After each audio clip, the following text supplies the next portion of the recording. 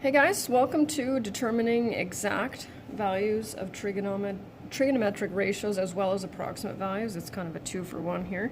So I don't think you'll find this too complicated, and the second part is my favorite concept for this unit.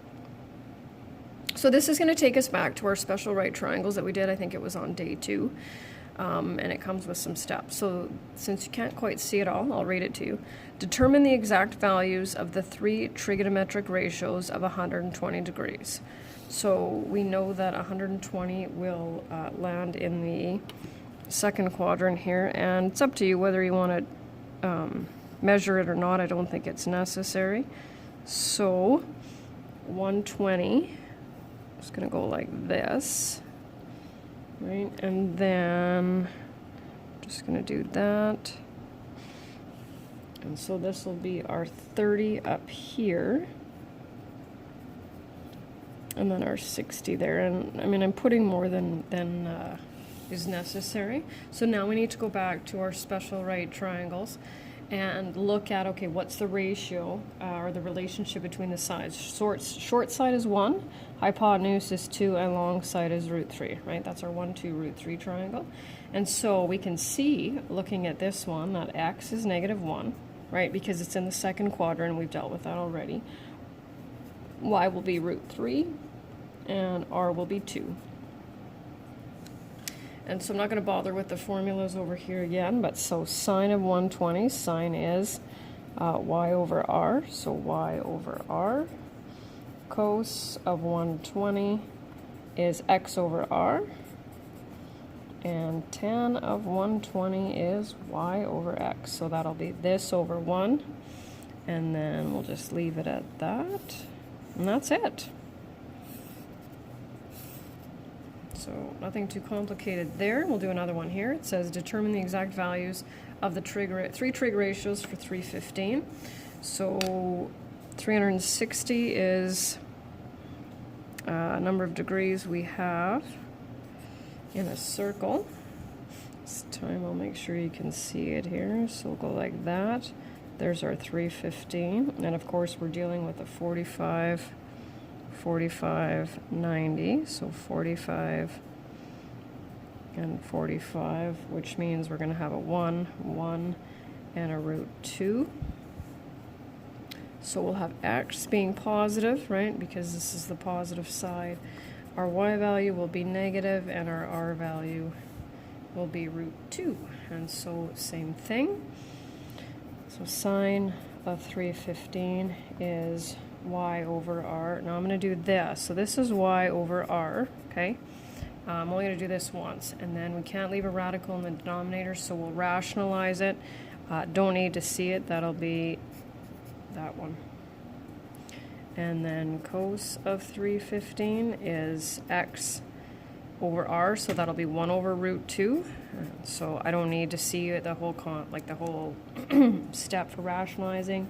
And tan of 315 is y over r, which is -1. So that's part 1. That didn't take too long. And part 2, this is, like I said, this is my favorite stuff. The approximate values. Oh, bear with me, I got something caught in my throat.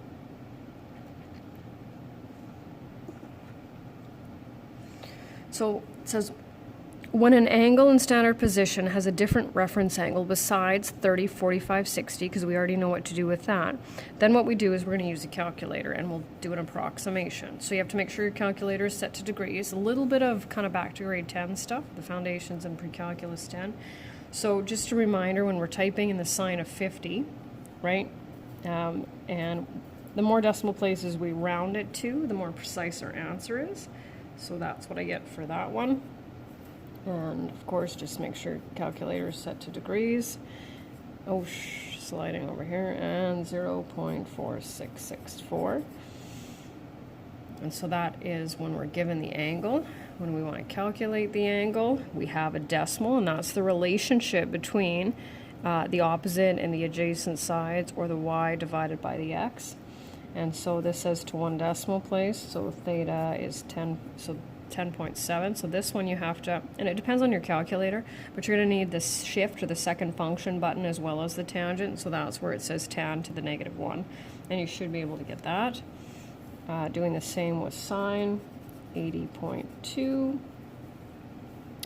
And theta is 44.2. So just a little kind of pre-work. So it says, determine the measures of two positive angles where tan theta equals 0.8659 and theta is between 0 and 360. Round your answers to 1 decimal place. So the first thing I think we need to do is figure out where tan is positive. So tan is positive. So this is where our a smart trig class comes in handy, and you may want to look at that for reference. We know that all ratios are positive in the first quadrant, right? So it goes a smart trig class, and so we've got that. So we're already given our, actually I'm going to do, no, you know what? Sorry, screwed that up. I'm going to start here because I did this first, but I should be doing this first. So we'll do our reference angle first. And so this is the one that we use for reference angle. So shift tan 0.8659 and we end up with 40.9 degrees. And so now we can go to the quadrants, which we've already determined to be 1 and 3. And so if that's our reference angle, and this is again just an approximation, right? Oh, that's not a good drawing at all. Can't leave that. It's way too small. Let's try that again. So I'm going to try to make it look a little bit closer to 40. Okay, so 40.9 degrees, and this is 40.9. So what we want to know now is, so that's what we chose. So we know tan is positive in quadrants 1 and 3. Okay. And so we have two answers, of course, and so we're going to call this theta 1 is 40.9 degrees, and theta 2, right, how are we going to get the measure of this angle right here? Well, we're going to take 180 plus 40.9, and we'll get 220.9. So 1 here, and 1 there. Next one, determine the measures of two positive angles where cos is negative 0.3681 and theta has to be between 0 and 360, 1 decimal place. So this time I'm going to follow my own instructions, and we're going to do the reference angle first. So what we're going to do, though, is the negative just deals with the quadrant. So when we're calculating the reference angle, be very careful and do not calculate it using the negative. And so I'm going to do that for you. Okay, so take that away. And our reference angle is 68.4. Now, in the first question, we were in quadrants 1 and 3. Here, we need to figure out where is cosine negative. And this is where you got to watch it, because a smart trig class is where they're positive. Okay, so if sine, but we're looking for where cosine is negative, so it's not going to be in quadrant 1. Sine is positive in quadrant 2, so that means cosine is negative. And then tangent is positive here, so that means cosine is negative as well. So we have our, hopefully I'll do a little bit of a better job here drawing it than I did the first time. There we go. So if our reference angle, right, that's what that means. And this is, again, I don't actually need the drawing, but I find that students were more successful at it when they had that visual, right? So this is what I need, and this is what I need. So theta 1 is going to be 180 minus our reference angle.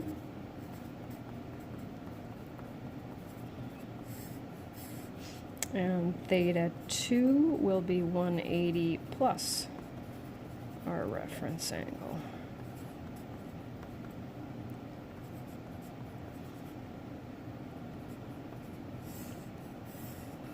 And then this one, I'm not going to spend too much time on it though. The only difference is you just have to watch. In the first two it said between 0 and 360. This one says, just gives us a couple more parameters and says 180, 360, which means that we can't deal with these two here. So, but I'll do it quickly anyway. Determine the measure of theta where cosine is 0.8793. So we'll do our reference angle here, 28.4.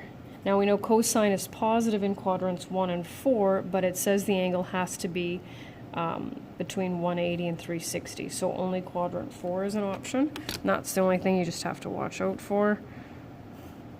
I'm going to do that.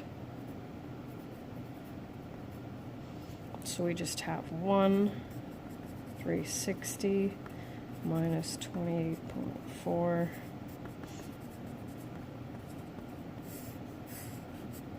And done.